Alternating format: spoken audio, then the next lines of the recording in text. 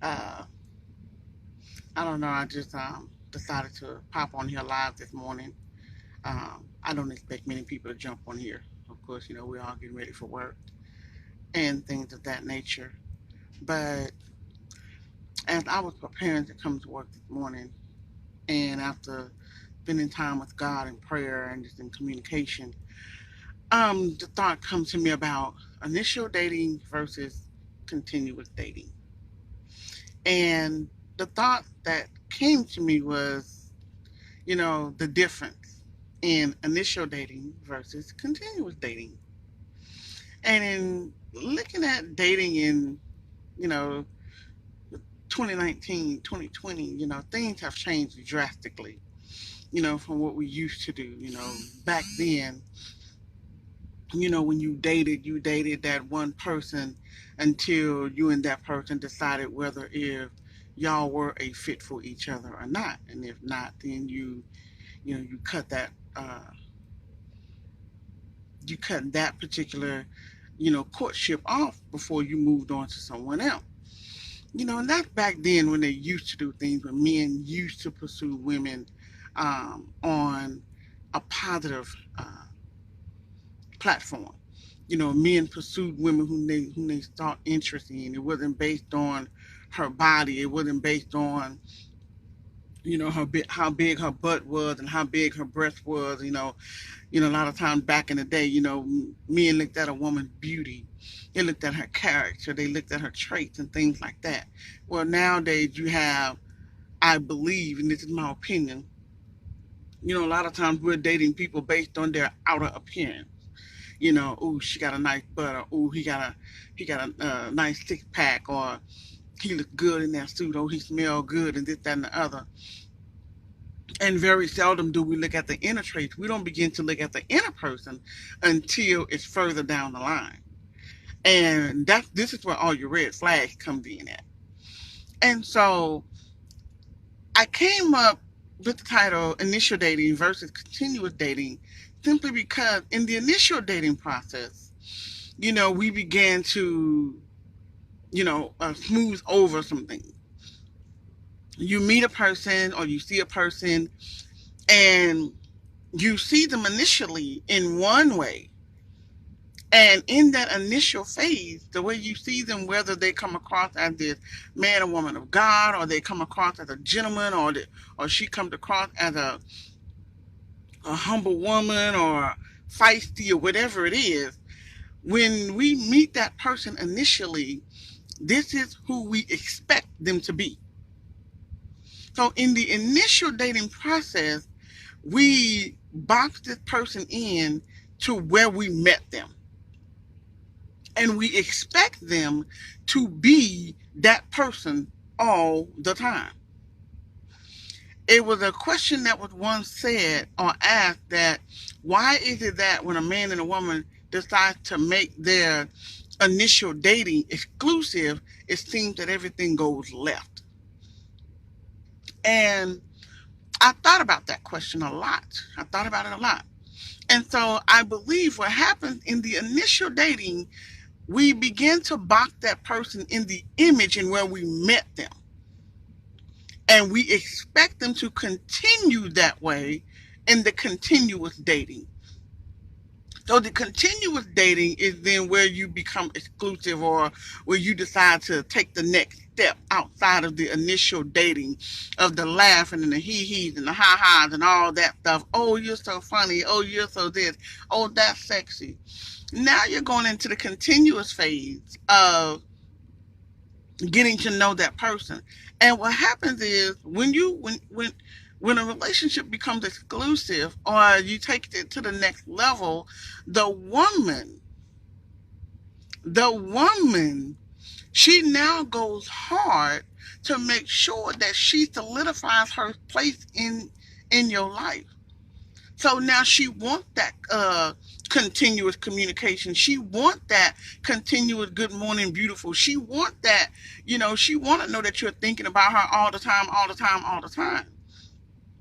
And so she too, because men will come very hard in their communication in the initial process, In the initial process, you're sending out these hello, beautiful, good morning, beautiful, how you doing, sexy, how you doing, queen, blah, blah, blah. And you're doing this continuously every day in the initial process. So when you're continuing beyond the initial, then what happens is she boxes you in right there. And so now that y'all continuing, you begin to slowly but surely stop doing that. And so now she begins to act out like, okay, why you're not doing what you were doing in the initial process. When you initially pursued me, this is what you were doing, and now you're not. The same for the woman. When you when he initially met you, you were this woman of God. You were this praying woman. You were this humble woman. You talk so sweet. You talk so soft. And now in the continuous phase, the feistiness come out. So he had boxed you in to your initial presentation, and you have boxed him in based on his initial presentation. So now, when we do that, we're not willing to accept what comes after. I'm just saying.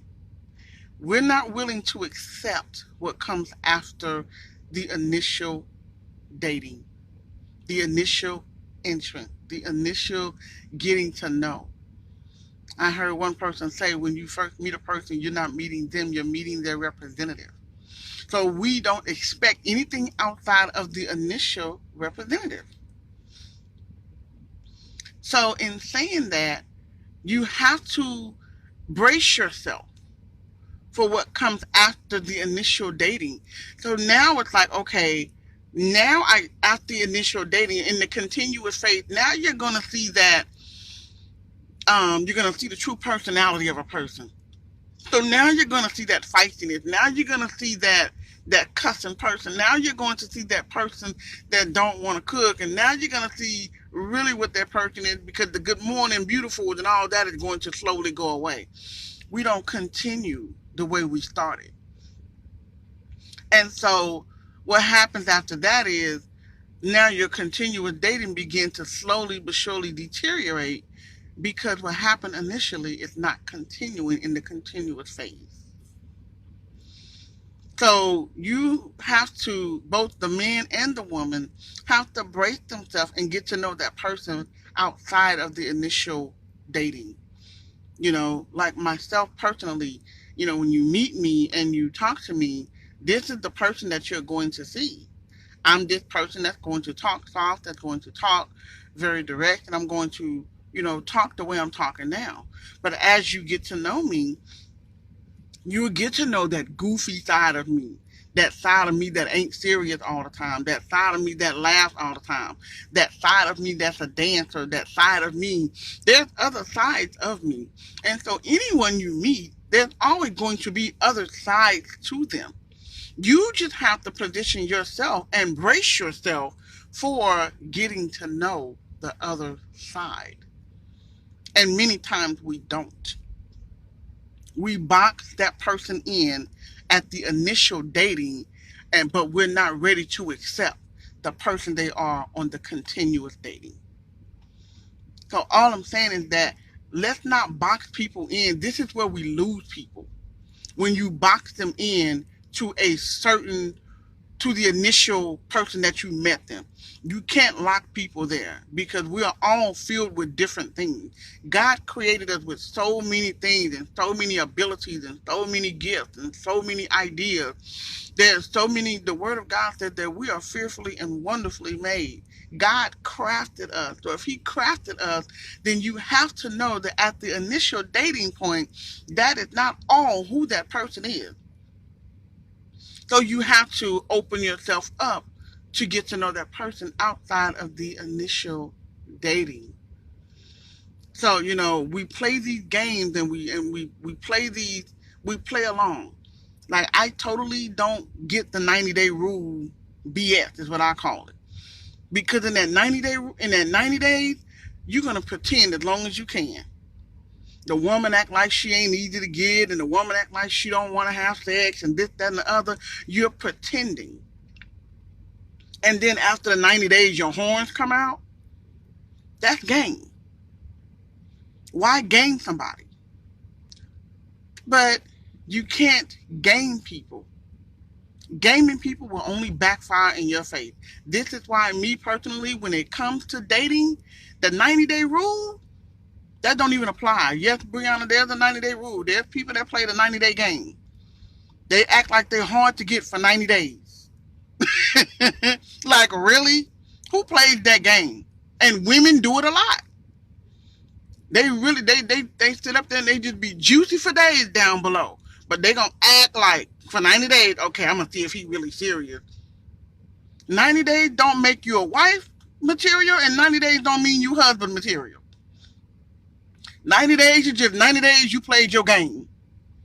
And after the 90 days, then your horns come out. All of a sudden, now you this feisty woman that's bitter and hurt and angry at the world, but you didn't hid it for 90 days just until you can rear him in long enough.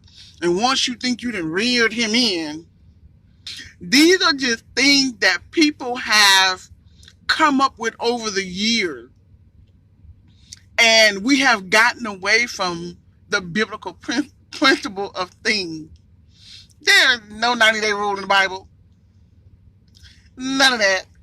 What we have done as people, if we have latched on to things that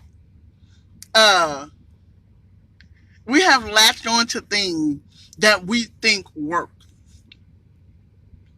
And, you know, while somebody may have decided at one point way back then that we're just gonna date for a little while and then see where it goes, then that may have worked.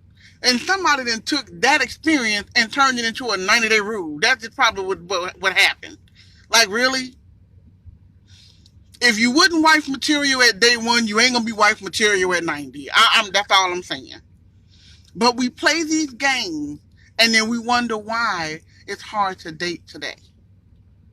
And in all honesty speaking, people are so hurt and they're so damaged, both men and women. And I did not realize how hurt men were until I became single here in 2018. Men are hurt. Men are more hurt than women. Men are more damaged than women.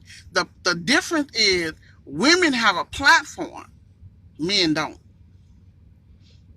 Men feel like they gotta hold their hurt in, so they never get a chance to vent and to heal. To where women, we create our platform for healing. We create our platform for venting. We create things for women, but there's nothing for men. There's nothing for men. Men get attacked by society. Men get attacked by the judicial system. Men get attacked by the child support system. Men get attacked in so many different forms. There is no help. It seems like there's no help. There's no hope for our black men especially. And men are definitely hurt. So my heart goes out to, especially our black men. Believe it or not, I was once told that a person's first hurt, a man's first hurt is his mom, and a female's first hurt is her dad. That's where you first learn to love at. These are your first examples of love, is your mother and your father. And if your mother hurt you, you're going to carry that on into adulthood. If your father hurt you, you're going to carry that on into adulthood. I had a gentleman tell me one time that he couldn't understand why he was encountering some of the women he encountered. And he said it was some things that stemmed from his mother. And until he addressed the thing that was inside of him that he dealt with from his mother, he kept attracting the same kind of women that reflected the negativity and the toxicness of his mother. And I thought, wow. He said once he addressed that, then he could then attract women that were different than that. So a lot of times we attract people according to really what's in here. So if you're whatever area of hurt that you're dealing with, you're going to attract people that alike. So you have to deal with yourself, and you have to heal yourself, and you have to allow yourself to heal. And that healing comes with first being honest with yourself. We don't want to do that. We want God to give us discernment about everybody else, but maybe you need to ask God to give you discernment about you. Self-discernment first.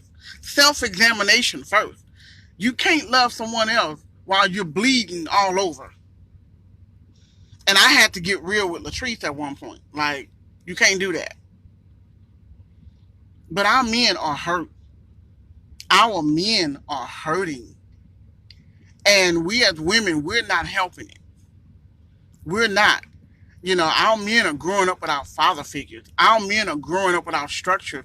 We cannot say that a weak man can't handle a strong woman because he don't know how to deal with her. We don't want to talk about who's raising these men. Your children are a reflection of their surrounding and their upbringing. Our black men are a reflection of who's raising them. And I know we say a lot that, the men don't want to step up and the men don't want to own their part and this, that, and the other. But guess what? You as women have a choice of who you lay up with. You have a choice. You have a choice that if you decide to have sex outside of marriage, you have a choice to protect yourself and to make sure that those kind of situations don't occur. So what happens is we're emotionally having children because we emotionally get wrapped up in this person we're with. So emotionally, we allow these things to happen. And then once the baby come in the picture, now all of a sudden y'all don't get along. Well, y'all were getting along just fine while y'all was in the bedroom. All of a sudden, now that the baby come into place, y'all don't get along.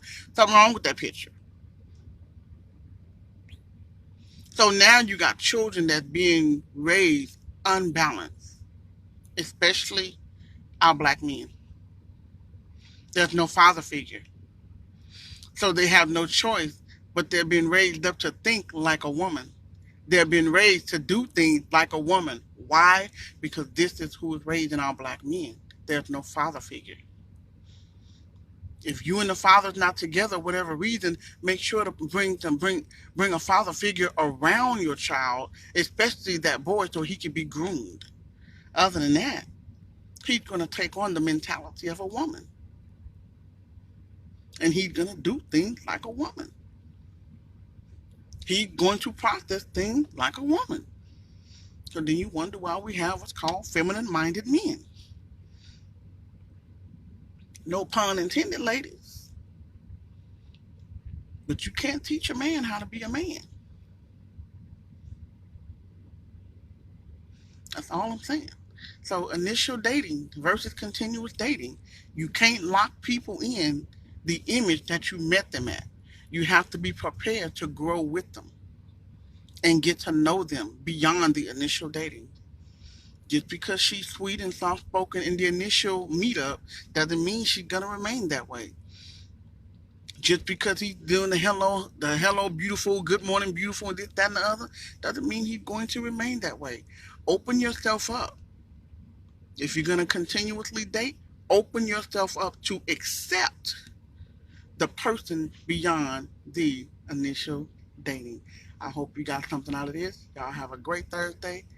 Till then, talk to you later. Mwah.